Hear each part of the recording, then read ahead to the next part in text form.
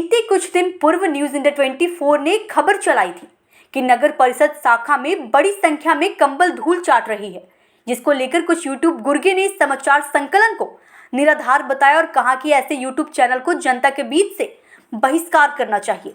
लेकिन जो ही यह खबर चली, इसके उपरांत ही जिले के सुप्रसिद्ध समाज सेवी गौरव सिंह राठौड़ अपने दल बल के साथ नगर कार्यालय पहुंचे, जहां उनके सघन चेकिंग के दौरान धूल चाटती कंबल साफ तौर पर बड़ी संख्या में पाई गई।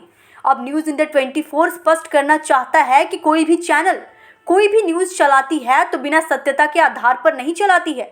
इसलिए अगर कोई भी ऐसे लोग किसी तरह के अफवाह फैलाते हैं तो निश्चित तौर पर उन्हें किसी खास व्यक्ति का गुर्गा ही कहा जाएगा। देखिए हमारी ग्राउंड रिपोर्ट, ब्रह्मदेव प्रसाद यादव की रिपोर्ट। है यहाँ भी जब हमने कार्यपालक पदाधिकारी महोदय ने सिलसिले में बात किया, अभी सभी लोग हमारे साथ हैं। देखिए, जब हमने कार्यपालक पदाधिकारी को आज आवेदन दिया कि झुग्गी झोपड़ी को यहीं पे रहे, तो हमने अपनी बात को रखा कि सर यहाँ पे सुना है कि कंबल है, तो एक स्टाफ ने सीधे कह दिया कि नहीं है कंबल। जब हम लोग जांच में निकले तो देखिए इतना कंबल जो है चूहा खा जाएगा कल को, तो क्या फायदा होगा, किसी गरीब को मिल जाएगा तो कितना बड़ी बात होगी। तो हम आज इस कंबल को लेके जाएंगे, क्या के लिए हम लोग लेके जाएंगे, गरीब लोग के बांटते। बिल्कुल, हम लोग, ये सरकार का चीज है, ये गरीबों का चीज है, हम लोग बांट के इसको निकलेंगे लेकर के आज और बांटेंगे। ये सुरेश जी कैसा, देखिए झूठ का पैमाना कैसा बोल दिए भी हैं, बताइए। जब भी कार्यपालक पदाधिकारी बोले कि भाई बांटिए और हम लोग इसको लेके जाएंगे और गरीबों को बांटेंगे। निकालो गरीब का कंबल है और ये झूठ बोलता है कि कंबल नहीं है। ये शक्ति है आम लोगों की शक्ति है। आम लोग नहीं जाएंगे तभी ये सब कुरीतियां बंद होगी। अब कंबल कब बचेगा? सर, क्या समस्या है नगर परिषद में? नगर परिषद में समस्या तो अभी है कि पूर्व की 200 कंबल यहाँ रखी हुई है और पूरा अपना जो शहर है वो आप भी देख रहे हैं कि पूरे भीषण शीतलहर की चपेट में है।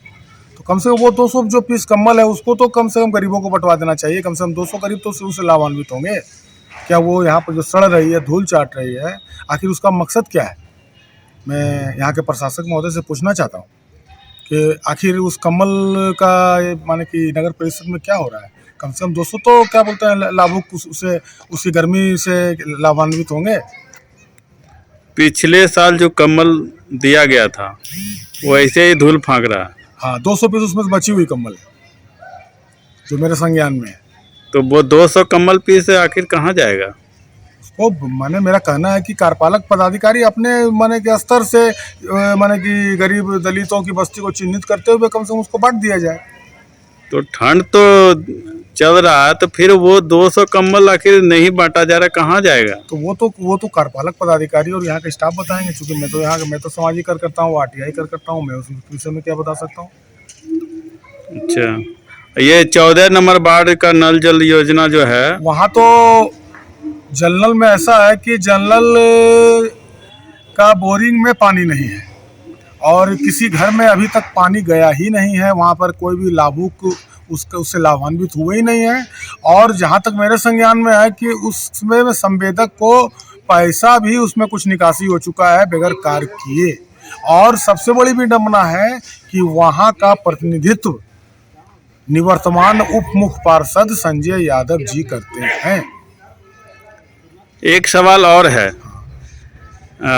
पिछले साल जो सावन में कैंप लगाया गया था, ठीक है, वो नगर परिषद के अंतर्गत आता है। वो कैंप में बिना कैंप लगाए हुए उसका पैसा है ना 3 लाख कुछ रुपया है ना निकासी कर लिया गया।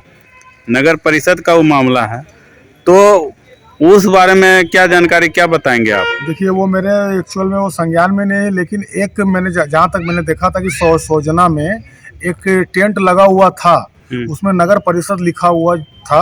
वहाँ कुछ बैठते था, उसमें 3 लाख निकला है या 5 लाख निकला, वो तो आरटीआई का विषय है। वो तो उसके लिए तो मुझको आरटीआई से माने कि लेना पड़ेगा कि उस कैंप में कितना रुपया खर्च हुआ।